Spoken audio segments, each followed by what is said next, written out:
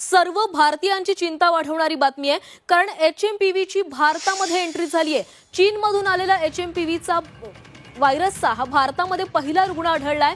8 महिन्याच्या मुलीला HMPVची लागण झाल्याची माहिती समोर आलेली आहे। लहान मुलाला ताप आला आणि त्यानंतर त्याची तपासणी केली असता त्याला HMPVची लागण झाल्याचं समोर आलेलं आहे।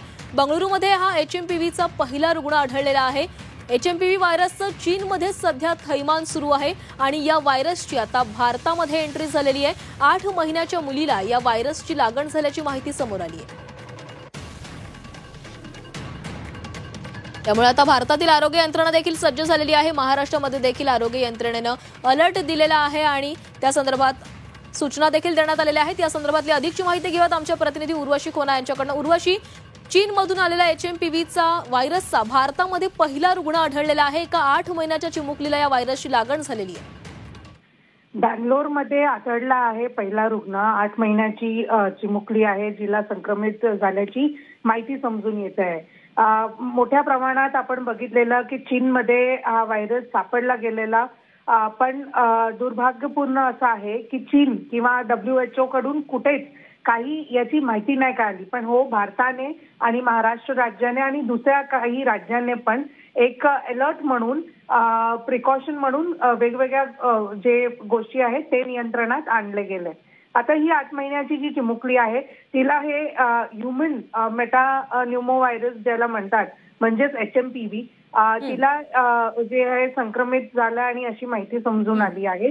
तिला एका प्रायव्हेट हॉस्पिटलमध्ये ऍडमिट केलंय। तिला काही दिवसापासून लगातार ताप आलेला आणि तिच्या ब्लड टेस्टने हा व्हायरस जो आहे तो कन्फर्म झाला आहे।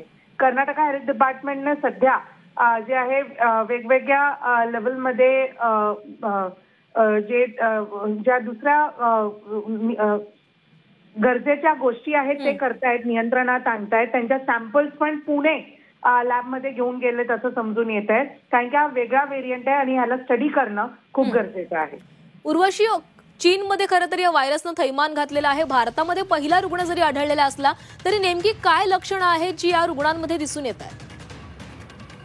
8 महिन्याच्या चिमुकलीवर बघितलं तर तिला ताप लगातार दिसलाय, पण खूप महत्वाची गोष्ट अशी आहे की हिची कोणतीही ट्रॅव्हल हिस्ट्री नाहीये चायनाची। तर चायनाची ट्रॅव्हल हिस्ट्री न असून ही कसं काय हा व्हायरस पर्यंत पोहोचला हाही महत्वाचा भाग आहे। आणि त्याला जोडूनच आता हे जे वेगवेगळ्या तपासण्या सुरू आहेत त्याच्याने पुढचं काय एक पाऊल आता गव्हर्नमेंट घेते हेही समजून येणार आहे। उर्वशी, तुम्ही ज्याप्रमाणे म्हणालात की या 8 महिन्याच्या मुलीची कोणतीही ट्रॅव्हल हिस्ट्री नाहीये, म्हणजेच ती चीनमधून आलेली नाहीये, तरीही तिला लागण झालेली आहे। म्हणजे चीनमधून कोणतीतरी व्यक्ती आलेली असू शकेल की ज्याच्यामुळे हा व्हायरस इथपर्यंत पोहोचलेला आहे। म्हणजेच विमानतळांवर आता सरकारकडून काही उपाययोजना केल्या जाऊ शकतायत का? नक्कीच आपण बघितलेलं की कोरोना व्हायरस जेव्हा आलेला तेव्हाही नियंत्रणा आणि वेगवेगळ्या रूल्स रेग्युलेशन लागले गेलेले। आता महाराष्ट्र सरकार ही वेगवेगळ्या लेवलवर जी आहे अलर्ट मोडवर आहे। तसंच आता एअरपोर्टवर पण आता नियंत्रण पाळण्यासाठी खूप गरजेचं आहे, कारण की ट्रॅव्हल हिस्ट्री नसूनही अगर कुठे ना कुठे असा व्हायरस सापडला गेलाय म्हणजेच याची एक वेगळी कृती असेल असं समजून येत आहे। ज्या एक्सपर्ट्स आहेत त्यांनी हेही सांगितलं आहे की चायनामध्ये जो HMPV व्हायरसचा स्ट्रेन आहे आणि भारताचा HMPVचा व्हायरसचा जो स्ट्रेन आहे हा वेगळा असू शकतो, गरजेचा नाही हा सेम असणार। आणि म्हणून अजून म्हणजे हा जस्ट प्रायमा फेसी आता आपल्याला सगळ्यांना माहिती आहे। याचे डिटेलमध्ये जे चौकशी करणं आणि तपासणी करणं खूप गरजेचं आहे असं समजून येतं। नक्कीच उर्वशी, धन्यवाद तुम्ही दिलेल्या सविस्तर माहितीसाठी। तर HMPV व्हायरसची नेमकी लक्षणं कोणती आहेत पाहूयात ग्राफिक्सद्वारे। खोकला होतो,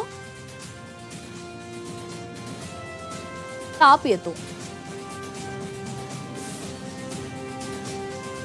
नाक चोंदणं, घसा कोरडा पडणं,